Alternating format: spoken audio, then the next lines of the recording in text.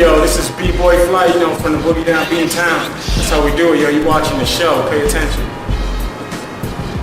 What up, y'all? It's January 14. You're listening to the show. Your man B-Boy Tawny Kid. Your man B-Boy Fly, open it down. You already know. Alright. We're going to start off with our first segment.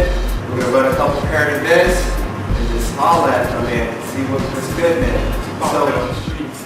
So how are you feeling on the B-Boy scene right now? What do you feel like is the current state of breaking B-Boy in Boston and all around? First, it's kind of business, you know, breaking is basically what you're seeing on TV, all that commercial crap. B-Boy is what we do, you know what I'm saying? The underground scene, whether it's shows or whatever. B-Boy is who you are and what you bring to the game, you know what I mean, overall. That's just how it is. Commercial cats is, they see a move, they see a nice move, they like it, and then they try to do it. There's a big difference. If you're born with it, you can learn it, anybody can learn it, but you can tell that the naturals from the cats who pick up from other people. B-Boys stand out on their own versus a breaker. A breaker, you need a crew to stand out. Pretty well said. Now, why don't you start by telling how you got your name? B-Boy Flight. I got it from my cousin Quest. I gave him his breaking name, Big Quest, you know what I'm saying? Because he said I should be, my breaking name should be Flight because I'm never in like one spot, you know what I mean? Excuse me, I always move around, and I'm from, you know, the way I get down, it's just, I use up the floor, you know what I'm saying? So it's like a flight that you never stay still, you know what I'm saying? That was interesting because my man Quick from DC, Natural Elements Crew, was saying that you got your name because you resemble flow. So it was like flow, flight. You got not resemble, but it was like, you know, you carry out that tradition, like, yeah, it's that, it's got a... Now, that's dope. So, you know, everybody gets it, they get it out their own, they do what they do, it's what they think of it. Everybody has their own interpretation, which it could mean that too, because, you know, basically the foundation that we come from and all incredible breakers, Flow, you know, that whole background is Flow, you know, Chino, Brian, all these guys, Sandy, you know what I'm saying? So Josh, it's ridiculous, but, you know, we got a bunch of, it's just that family tree, that's how it comes down. But since people spit it like that and say that makes sense. It's only natural for it to come from where it comes from. Yeah, I don't know if you pay attention to the scene or not, but who do you think's making noise out there?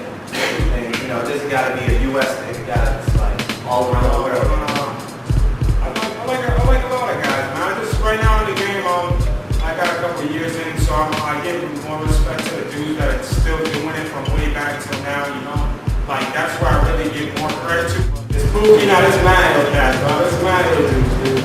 There's a bunch of dudes all over the place. Why don't you tell me the relations with Pookie? Pookie's my brother. For cats that don't know, that's my younger brother, you know what I mean? El Nino. That's from the same, you know, from the same tree, y'all. That's how we holding it down. That's right. We just try to keep it real, man, with what we do and try and show respect and teach, you know what I mean? Teach when we dance. You know, it's not so much just look at us dance. We try to teach you this so you can see what we learn, you know, through our dance. So that's the way I look at it. You gotta bring it to another level, you know what I'm saying? All right. All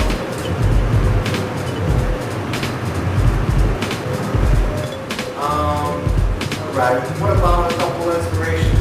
Who's keeping you motivated? A lot of the old school generation, man, is that's what keeps me motivated to this day, you know what I mean? Flow, starting to Flow, you know, Chino, you know, Sammy, this Brian, Leansky, you know what I mean? Flow Lord, original Flow Lord members. You got a lot of, you know, Storm, you know what I'm saying? A lot of the German cats that what they bring to the table. And just, oh man, it's so much. Rocksteady, everybody, man. We catch on, we learn, we watch everybody and we learn from it to see what not to do and what to do. You know, keep it original. That's just an original old school thought. You know, it's just, you gotta keep it real and make everything you do yours, you know what I'm saying? No matter what. What do you feel about the internet used as a medium where a lot of these so-called B-boys are going to jams and you're sitting on the side by the time you wake up the next morning, it's already on YouTube. Do you think that's good for the culture? Are people influenced? Are they biting? Is it spreading some kind of... I think it's good in a sense, but it's also bad. You know, like I look at everything in life. There's always a good for every good. There's like a bad. There's 20 bads. You know what I mean? So it's just basically like it's good because it's an outlet and you can see who's representing and who's who. I think it's more importantly because you basically if you're new and upcoming. You know what I'm saying? You got resources to look out and basically know, so you don't be a buyer if you want to be an original cat or a cat that's down for the movement, want to make the movement grow or show, or bring something new to the table. It's always good to have a resource to look at, to read or to view. But you can't take from it though. Now you gotta make it original. And that's who's teaching you. I mean, it's like you said, it's like a book. You read a quote from the book. But you're not going to go out and write the same book word for word, you know what I mean? Or even just the same concept, but you're still just kind of like biting. And so, how does somebody get into this game and get to where you are? I mean, it's not even get to where I'm at because there's so much dudes that are ahead of me, but it's just the fact that I give myself credit because I'm still hanging on, you know what I'm saying? Hurt and all, I've been hurt for like 2.5 years, almost like 3 years, straight with a busted up knee, you know what I'm saying? It was too bored to get shit fixed, so that can't even go down, you know what I mean? But it's not even about that. Like my motivation is so strong that with the knee hurt or without, God, gives me the power to do to bless people with how I can bless, you know what I'm saying? That's the way I do it. Yeah, but just on another note, like I got mad respect for the hip hop game, and overall I try to do everything, whether it's breaking, whether it's b-boying, whether it's graphing. To me, breaking now is the commercial concept. So I think if you're doing shows and like putting on things and making it a commercial aspect, then it's kind of in a sense of breaking, but it's also what you bring into the table, you know what I mean, and what your title is, You go under as a break dancer, that's what they're gonna label you, but if you correct it, you go, you're a b-boy, then you change it again and you bring in knowledge to it. But I just feel that you just gotta have respect for the game, first of all, and learn from it, dude, and never think you're too good. You know what I'm saying? There's always somebody on top of you. There's always somebody under you. It's just where you're at. I'm not saying don't give yourself credit. Know where you're at. You know what I'm saying? You gotta know your place. You can't run around and try and take people's names or try and do things and try and give people's credit and all. It doesn't work. It just doesn't work. Eventually you come with these bumps. Right. You just keep it real and raw and have respect for it, man, and treat it as a jewel. You know what I'm saying? Because this is the real jewel. No diamonds, no none of that crap. The real jewel is what came from the streets, which is hip hop. And little by little, it's dying away, and cats is just watching it and accepting it instead of changing it.